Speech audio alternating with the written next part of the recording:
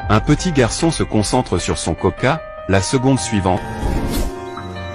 Coq a été immédiatement touché par lui. Qu'est-ce qui se passe ici? Il s'avère qu'il y a juste quelques jours, son frère Jacques avait trouvé une boîte magique sur la plage. Qu'est-ce que c'est? Soudain, la boîte s'est ouverte, à l'intérieur se trouvait un morceau de verre transparent, ça ressemblait à un morceau de technologie, mais lorsque le morceau de verre atteint sa mère, il se transforme en une pierre brisée. La nuit, la petite fille sort la boîte de l'aveugle. Quand elle l'a ouvert à nouveau, oh mon Dieu, il y a tout un tas de trucs à l'intérieur. Une conque n'a rien d'extraordinaire. Qu'est-ce que c'est? C'est un peu effrayant, et une pierre verte brillante.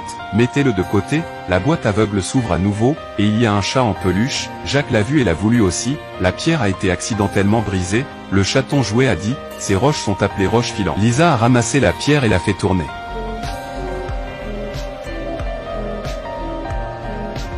Un vortex est apparu au-dessus de la pierre.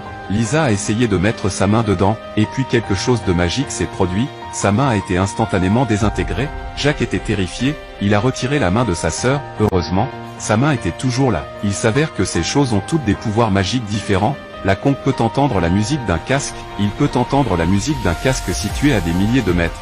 Vous pouvez également entendre le bruit des insectes. Les petits insectes rampent et disent « Merci de votre intérêt ». Jacques imite le bruit d'une araignée. L'araignée est contrôlée et commence à tisser sa toile. La pièce en verre transparent est encore plus étonnante. La lumière réfléchie révèle une autre dimension du monde.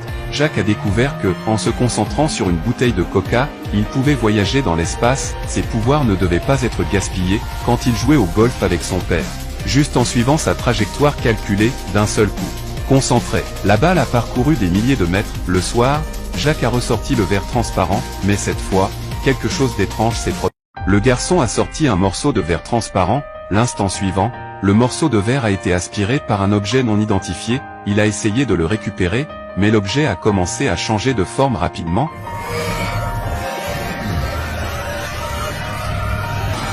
Avec un choc et une explosion de lumière, l'énergie a instantanément coupé toute l'électricité de la ville. Cet incident a également attiré l'attention de la police. Ils ont découvert que cela avait été causé par une puissante impulsion. Ils ne savent pas encore d'où ça vient, et Jacques allait toujours à l'école. Il dessinait d'étranges motifs géométriques en classe, et ce n'est pas tout, il utilise une petite araignée pour l'aider à tisser un trou de verre. Jacques a dit qu'il pourrait mettre un éléphant dedans. Où Jacques a-t-il trouvé toutes ces choses étranges? L'enseignant était choqué, il a pris le modèle que Jacques avait dessiné pour l'étudier. Il a trouvé un modèle similaire dans le livre. Le dessin était un manchu tibétain, un symbole de l'univers. Est-ce que ce Jacques essaie de sauver le monde? Le professeur a trouvé la mère de Jacques. Il a dit que son fils devait avoir une sorte de super pouvoir, mais sa mère ne le croyait pas et avait même peur. Mais ensuite, au petit déjeuner, la petite fille dit que son petit chaton est malade. Papa s'en fichait, mais l'instant d'après, il était horrifié par ce qu'il voyait. La petite fille a utilisé son esprit pour faire voler le sucre dans les airs.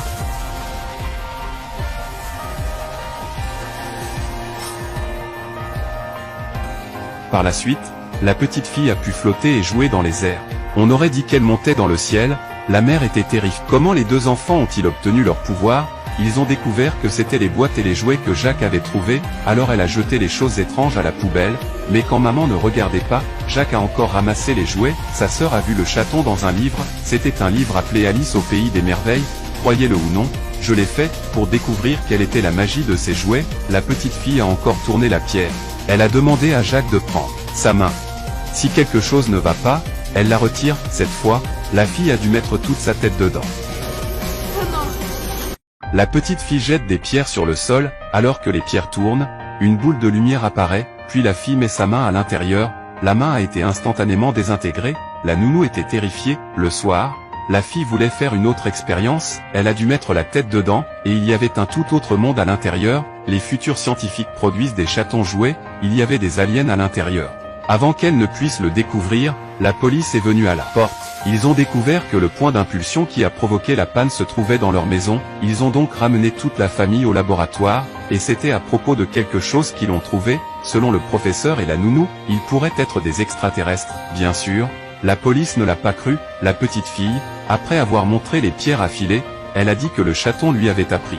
Des scientifiques l'ont vu et ont décidé d'étudier le chaton. Ils ont découvert que l'objet était une forme de vie robotique.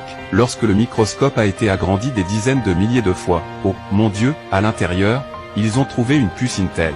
Mais après avoir interrogé les dirigeants d'Intel, ils ont découvert, ils ne peuvent pas faire une puce aussi petite avec leur technologie actuelle, peut-être que cette technologie vient du futur, juste quand tout le monde ne savait pas quoi faire. La petite fille a pris la parole. Il s'avère qu'il y a un problème avec les gènes des humains du futur, ils seront bientôt éteints, donc ils ont fait des chatons qui avaient une forme de vie, ils ont transporté ces animaux en peluche à une autre époque du passé, pour recueillir les bons gènes humains et renvoyer les chatons, pour les sauver. Ce chaton est le dernier, si ça ne marche pas, l'avenir de l'humanité s'éteindra. Il pense que la petite fille invente des mensonges. Mais ils ne croient pas un petit enfant, enfermez-les d'abord. Ils ne veulent pas prendre une seconde, ils ont contacté le futur, ce sera une question de minutes avant qu'ils puissent sortir. Little Halo utilise ses pouvoirs de contrôle des insectes pour bloquer la caméra, la petite sœur utilise son esprit pour déverrouiller la porte et récupérer le chaton et d'autres jouets, mais une des pierres était cassée.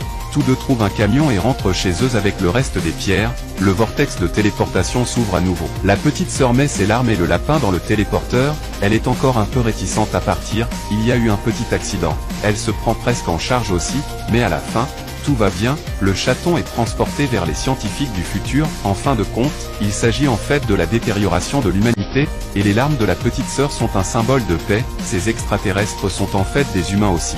Ils ont enlevé leurs masques hideux, et a vécu sur Terre à partir de ce moment.